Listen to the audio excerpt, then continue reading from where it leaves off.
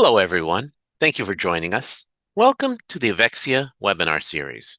Our topic for today is the functional medicine approach to lab work.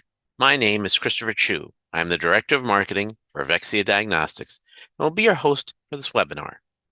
Today, I have the distinct pleasure of being joined by an exciting guest, Dr. Chris Seitz, who will be our presenter for this webinar. Dr. Seitz is the co-founder and CEO, Chief Medical Officer of Guardian Medical Direction. He is board certified, emergency physician licensed in all 50 states, and has extensive expertise in functional medicine. Dr. Seitz also serves as the board chair for the American IV Association Scientific Advisory Board, where he provides leadership on advancing IV therapy practices and research. Beyond GuardianMD, Dr. Seitz plays a pivotal role as a fractional chief medical officer for various digital health startups and a laboratory company, driving innovation and clinical excellence in healthcare technology and services. Residing in the Metro Detroit area with his wife and 3 children, Dr. Seitz is passionate about empowering healthcare providers through the GuardianMD platform. GuardianMD offers critical oversight and compliance tools to enable providers to launch and scale their own practices, enhancing patient access to care across the United States. Without further delay, I will now turn the webinar over to Dr. Seitz. Hello, welcome to the Functional Medicine Approach to Lab Work webinar hosted by Avexia. My name is Dr. Seitz. It's a privilege to be here with you today. I appreciate you taking some time to sit with me as we go through, again, the functional medicine approach to lab work. I just want to thank Avexia for giving me this opportunity to be in front of you, to share some of my insights. So a little bit about me. My name is Dr. Christopher Seitz. I'm a board certified emergency physician. So my conventional training was in emergency medicine. But over the last couple of years, I have become functionally medicine trained, and I now practice functional medicine and integrative care. I'm the CEO and Chief Medical Officer of Guardian Medical Direction, where we provide medical oversight to over 600 clinics across the country doing wellness and human optimization and functional medicine and integrative care. So again, just a privilege to be here today and to share some of my thoughts with you guys. The goal of today is to really, again, kind of give you a framework from a functional medicine standpoint of how to approach lab work.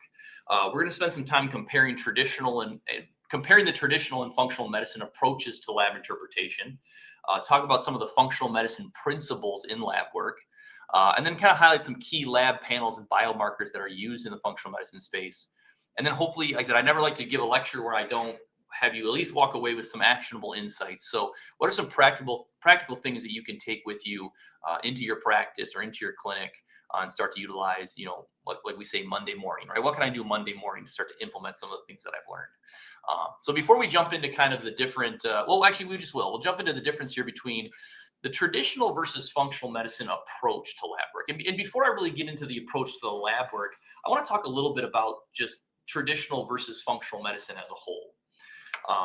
Sometimes you guys may have run into in your clinical work or on social media and with your colleagues, is that as we have this opportunity to approach medicine from a new standpoint, and we look at things like functional medicine and integrative care and human optimization, patient-centered approach. I mean, all these kind of things we use a little bit synergistically across the board. But sometimes we can use them in a term where we're actually almost demonizing traditional conventional medicine. And I don't want to do that here today. Obviously, the foundation of traditional conventional medicine that we have practiced for the last 100 years or so has been just an amazing resource, an amazing time period where we have learned how to treat acute diseases. The germ theory of disease came about within the last couple of 100 years. We developed antibiotics and vaccines, and that allowed us to start to protocolize medicine. So the traditional approach what we call the traditional approach today was very untraditional about 100 years ago, right? The traditional conventional approach to medicine today is very disease-oriented, where we learn a patient's symptoms, we define them with a disease, and then we treat them. And obviously there's a movement now in the functional medicine and integrative care space to say, hey, you know what, maybe that's not enough. How do we get back to looking at a person as a holistic being and not just define them by their disease state? But we can't throw the baby out with the bathwater either. right? So conventional medicine, really, I consider it to be a privilege to be a physician today who gets to practice functional medicine, to think about chronic care and chronic illness. Because my forefathers in the medical space 100 years to 200 years, they didn't have that privilege, right? They had to deal with acute illness and acute disease. Common pathogens that we treat with a course of antibiotics today killed people, right? A lot more people died. So the traditional conventional approach to medicine allowed us to protocolize medicine because of the discovery of pathogens, the discovery of antibiotics, vaccines, these types of things. What's interesting about this and what's kind of exciting about it is that from there, again, as we built out protocols for how to approach disease states, we actually were able to elevate the entire standard of care. All of a sudden, it wasn't just, Dr. Seitz, in one town over practicing medicine, how he learned it from maybe his dad or whatever mentor he had, and then Dr. Smith over in a different town practicing completely differently, right? We were able to build protocols and build a standard of care and then begin to educate to that. So the education became elevated. We were able to now put people through medical school and nursing school and these different things and really start to teach the foundations of medicine. So I just encourage you guys, I said, let's not throw away the traditional medicine approach, but let's build upon it, right? As we look at things like functional medicine, integrative care, how do we build upon this core foundation of protocolized standard medicine, understanding diseases and systems, and now get back to and build upon that a more patient-centered approach. Traditional medicine is usually, disease-centered and very, it looks at symptoms. Whereas with functional medicine, our approach is different. And in functional medicine, our approach is more patient-centered and systems-based and what we call root cause focused. So instead of saying, hey, you know what, I see your symptoms, I'm going to define you with this disease, and I'm now going to treat you according to what the protocol says I should do. Functional medicine takes it that step further and says, but why? Why are you manifesting the disease in this way? Why are you expressing these symptoms? And we start to get to that root cause. So this framework, what I'm going to encourage you to accept here at the beginning as I speak is not that functional medicine is a different type of medicine than traditional or conventional medicine. Functional medicine is not different than emergency medicine or internal medicine or family medicine or obstetrics and gynecology. Functional medicine is an approach to medicine that is maybe a little bit of a change of the norm and a moving away from what has become a conventional approach. The medicine hasn't changed, but our approach now, we have the opportunity to approach it differently. And that goes with how we approach lab work as well. And that's what I really want to kind of focus in and talk about today. So traditionally, in that sense, we're, in traditional medicine where we're disease focused and really kind of, looking at symptoms, the approach to the labs is the same, right? The traditional approach to lab work is say, hey, I'm going to order a bunch of labs so I can check some boxes because I want to detect a disease or a pathology. And I want to use these labs to diagnose a condition, right? So if I've got someone who comes in with, I'll use my ER examples, but someone who comes in with, chest pain and shortness of breath, they said they feel like an elephant's in their chest. I start thinking, okay, I need a troponin, I need a CKMB, I need these different labs because I want to diagnose that this person is having a myocardial infarction or acute coronary syndrome, right? The functional medicine approach is different. The functional medicine approach looks at lab work and says, hey, I'm going to use lab work as a tool to detect trends, patterns, and to find the root causes for why my patient is exhibiting symptoms and expressing pathology in a way, right? The other difference in the functional medicine approach is we're not just looking at normal and abnormal. We're looking at optimal versus pathological ranges. So instead of saying, hey, if your creatinine is 3, as soon as it goes over 3, it's now abnormal, and you have a diagnosis of kidney disease. And again, I'm using that as an example. Don't diagnose your kidney disease based on a creatinine of 3. But what I'm saying is that if we have this we use lab work in the traditional sense where there's this stark difference between normal and abnormal. And if it falls in the normal ranges, we tend to not do anything about it. And then when it falls out of the abnormal range, all of a sudden we do something about it. But the reality is that the body is a dynamic machine, right? So we move towards dis-ease or towards homeostasis throughout the day, throughout the week, throughout the years that we live. So in a way, the functional medicine approach, we can look at lab work and say, hey, can I detect earlier than just waiting for it to become abnormal? Can I detect these trends or these patterns that shows me in what state my patient is. Are they headed towards dis-ease, or are they staying within homeostasis? And recognizing that human beings are all individual, and what I need today might be different than what I need later. What's optimal for me today might be different than what's optimal for you based on our environment, based on our circumstances. And so we need to look at lab work the same way as well. Optimal ranges versus just waiting for something to be pathological by definition. So it's kind of the difference in the approach to lab work. Common pitfalls as we start to approach lab work with this kind of new mindset from this functional medicine mindset, pitfalls to avoid. I see this happen a lot where clinicians start making optimal pathological. And what I mean by that, and the prime example I will use is testosterone, right? I've seen clinicians, I've seen companies who have said, hey, you know what? The traditional conventional approach to testosterone has been if a male is below 300, they have hypogonadism and thus should be treated with testosterone. And if they're above 300, that's normal and we're not going to do anything about it.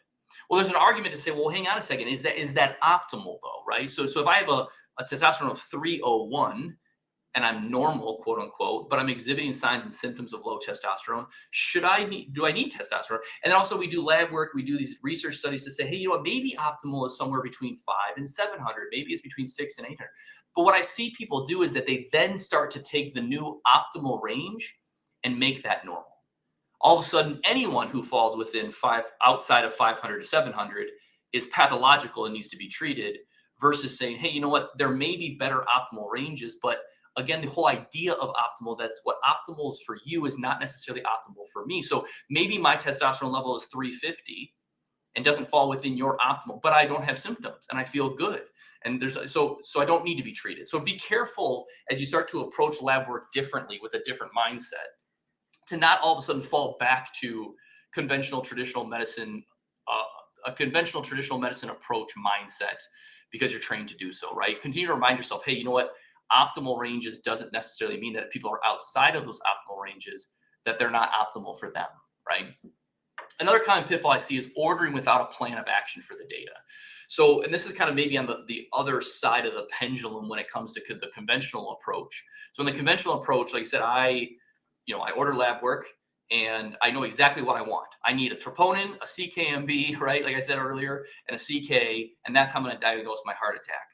But maybe I'm ignoring all the kidney function and all the CRP is elevated. I'm ignoring that the white blood cells, all these are things that I ignore because I'm looking at it through a very narrow lens of I need these specific labs to diagnose this specific disease. On the other side of that, though, is just ordering anything and everything and not having any plan of what you're going to do with the data when you get it, right? So all of a sudden I have a complete picture of your kidney function and your how your GI system is working, but I don't have a plan to do anything with that. And the reason I'll warn you against that is because, one, it can become very overwhelming as a clinician. Instead of looking at specific labs to diagnose a patient, I start to look at this broad spectrum of labs to try to understand my patient. And I'm missing the fact that labs are a tool. They're not what I should be using to treat and diagnose my patient. I need to understand my patient's story. I'll kind of jump down to that fourth one there, not understanding the patient's whole story before ordering lab tests. Don't fall back into the pattern of, hey, labs are going to diagnose my patient. But instead, labs are a tool I can use within a large toolbox of clinical acumen and patient storytelling and interviewing and patient questionnaires and lab tests to be able to start to paint a big picture of who my patient is so that I can just start to decide with them what is going to be best for them, right? So again, that fifth one here, don't rely on lab tests to tell your patient's story. Let your patient tell you their story. Tell it back to them. Understand your patient well, and then start to use labs as a tool to figure out, again, where are they on their journey of health? What are their goals, and how can I utilize labs as a tool to do so? And now, again, and making sure I'm taking cost into consideration, right? There's tons and tons of things I can order, but if I have no plan for it, and the patient maybe necessarily can't even afford it, like it can become very easy in functional medicine to just order tons and tons and tons of labs and have all this data, but not really know what to do with it. So I'd encourage you, like I said, if you have a specific plan based on your patient's story and you need a small subset of data to better understand that story, start there, right? Build on it from there. So what are the functional medicine principles in lab work? right? So there's kind of four things I like to hone in on here as we look at what are the principles of a functional medicine approach as we look at lab work through this new lens. And the first one is personalization. So labs that are tailored to the individual's health status and goals. Again, a very conventional approach is to say, hey, everybody needs a CBC, a CMP, thyroid studies. I mean, I'm going to order the same panels on every single patient. But going back to my previous slide, am I going to do anything with that data? What is my goal? So understanding that what the patient's and your hopefully combined goal is for their health, and then tailoring what labs you're going to use as a tool to help you on that journey, to help you accomplish those goals, right? And that kind of goes into not only just like, it's not just a one-time snapshot. I always tell my patients, I don't treat labs, I treat patients. And that should be the goal. But I think we sometimes as clinicians fall into this often where we end up trying to treat labs and forgetting that we have a patient there to treat. So again, making sure that you understand the patient's story and thus their goals for their health so that you can personalize what labs you're going to order for them and then what labs you're going to trend, right? It should not just be one snapshot in time. Hey, this was not optimal, so I'm going to give you something and I never check again, right? It should be this, focus on over time, looking at these trends to say, hey, are my therapies helping? Are my therapies harming? Are they making no impact? Again, another principle of functional medicine we've talked about from a lab perspective is the optimal ranges, right? Focusing on health optimization, not just disease detection, right? I would really love to be able to help my patients on their healthcare journey never develop chronic illness or chronic disease. And the only way to do that is to start to look at the trends of the lab work and again, look at the optimal range. Now, do I order just everything under the sun and trend all of it? Well, no, not necessarily. I want to make sure that I, as a clinician, have an understanding of what I'm looking at and why, and tying it back to the goals of the patient. Another thing we want to look at from a principle standpoint is in interconnected systems. This is another core principle of the functional medicine approach to lab work, is assessing how the body systems work together. And this is a different than when we talk about in functional medicine about a systems-based approach. The conventional doctor in me says, okay, so we've got the cardiovascular system, the pulmonary system, the GI system, and that's not what we're talking about here. What we're talking about is systems and you can look them up on your own time as well, but the functional medicine systems are things like assimilation, energy, bioavailability. Like how do the transport systems of my body work? How do these systems, these interconnected systems work together? And how does signaling or an issue here affect all the other systems that are involved, right? So starting to look at lab work through that lens of, hey, I use an example of like CRP, right? Someone's CRP is elevated. So I've got a clue, I'm using a tool to get a clue to say, hey, maybe they've got some kind of systemic inflammation going on. But then taking that a step further, say, okay, but how would that inflammation affect how the body is transporting neurotransmitters? How would that inflammation affect blood flow to the tissues and these different things? And remembering that these clues can be used to really recognize these interconnected systems in a way where we, again, start to treat the whole person and not just trying to find, okay, these labs tell me that you have this diagnosis and thus this is the medicine that you need to get. And obviously another functional medicine principle is a prevention focus, right? We're not waiting for things to get out of balance before we diagnose a disease. We're identifying those imbalances, those trends before those diseases manifest. So what are some core functional medicine labs? And these are ones you guys are probably familiar with, but general nutrition and metabolic testing, hormone testing, gut health and microbiome testing, inflammatory markers, cardiometabolic risk panels, toxin and heavy metal testing. So what are these? When we start to look at these, what do these all have in common? And what all of these have in common, if you really look at them and start to think about what would it entail to order labs within these types of panels, is you start to recognize, kind of going back to my previous slide, this idea of interconnected systems, right? I'm looking for general trends within the body, right? What is the nutritional status of the body as a whole? Because nutrition is going to affect every interconnected system.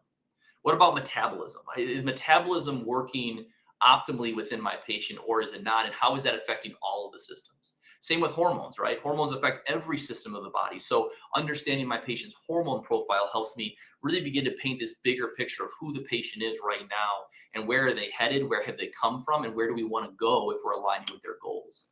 Same with gut health and the microbiome. I would encourage you guys to study and educate more on gut health and microbiome. When you start to understand the science behind gut health and how you start to truly understand how treating the gut is maybe the most important thing you can do for all chronic disease and chronic illness because of chronic inflammation and things like that. Inflammatory markers, right? Global inflammation within the body, which happens to a lot of people because we eat inflammatory foods and we're exposed to inflammatory stressors and things like that, affect all the systems. Cardiometabolic risk, right? Where are we at from a cardiometabolic standpoint? Because obviously without a healthy cardiovascular system, we can't transport things that we need to. And obviously toxin and heavy metals testing. Toxins and heavy metals can infect every system within the body, right? They can bind to our proteins, they can disrupt pathways, they can interfere with neurotransmitters and things like that.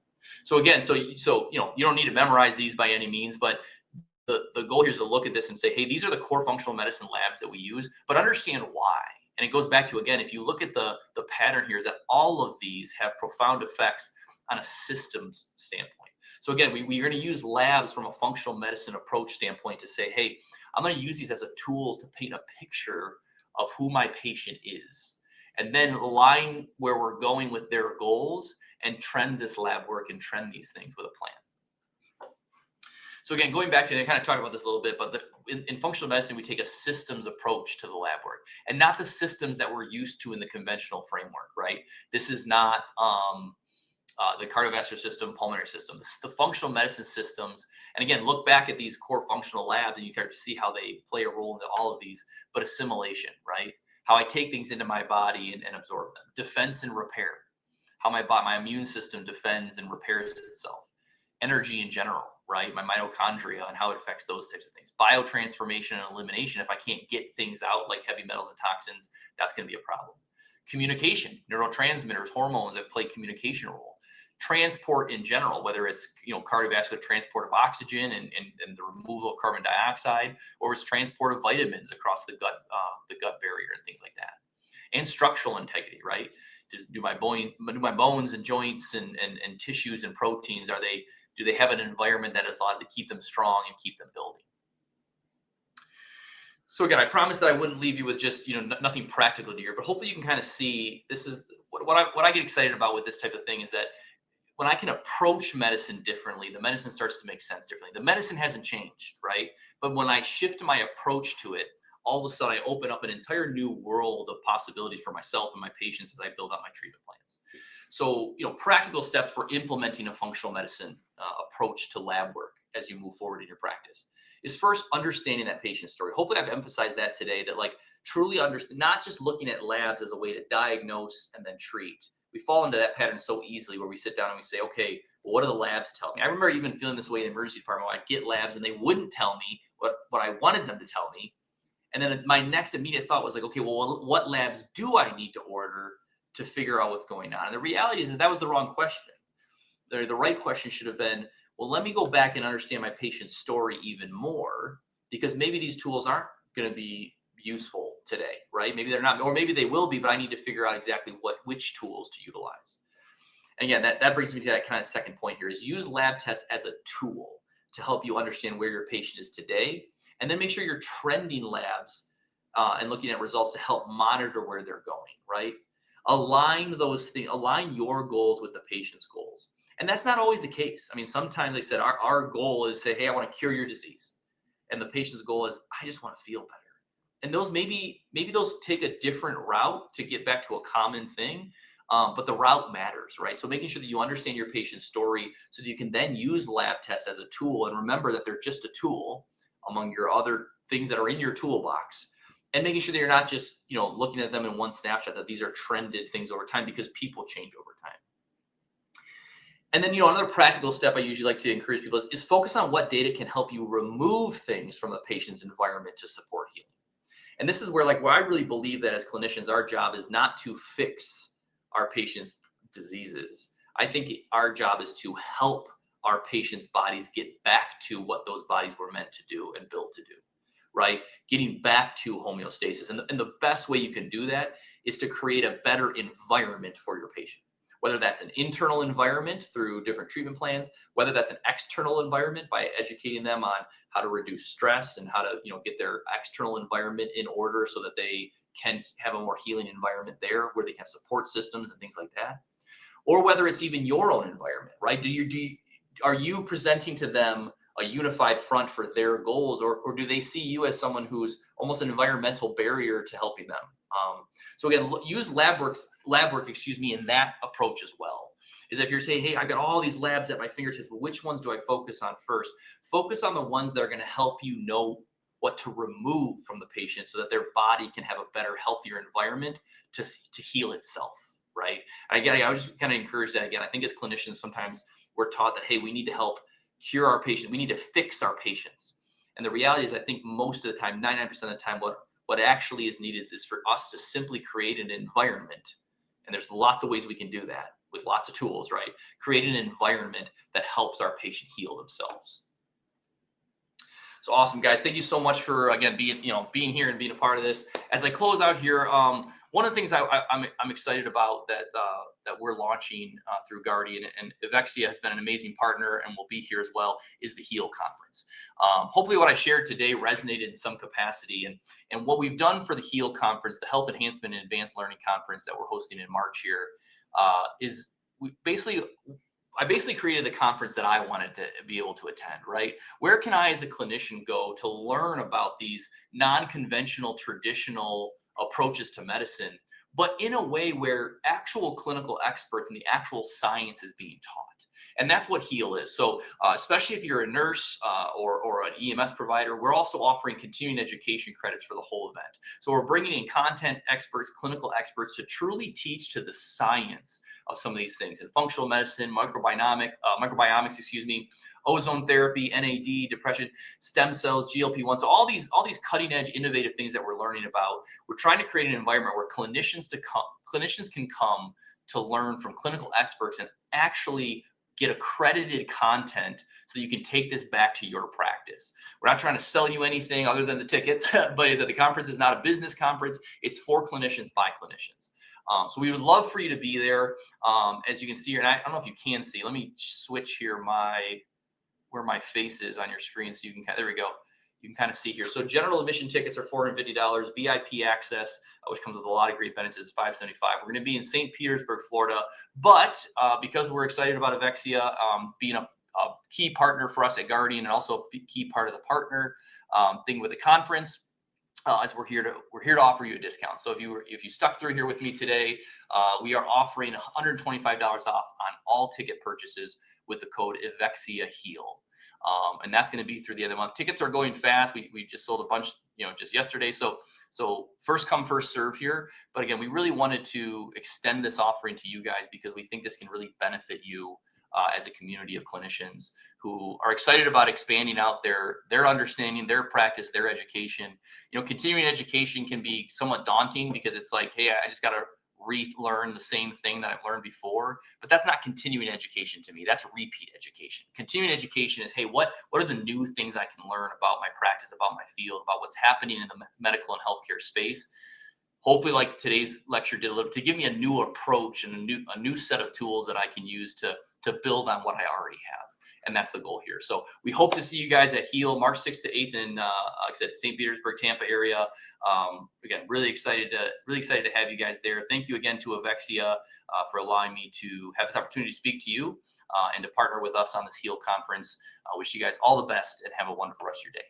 For any questions or issues you may have, contact Evexia Diagnostics by email at info@evexiadiagnostics.com or by phone 5 days a week at extended hours, 8 a.m. to 8 p.m. Eastern Time at 888-852-2723. Thank you, Dr. Seitz, for this informative presentation. Thank you all again for joining us for this webinar event. Until next time, from everyone at Evexia Diagnostics and GuardianMD, stay healthy, stay safe, and we wish you all the best on your pathway to wellness.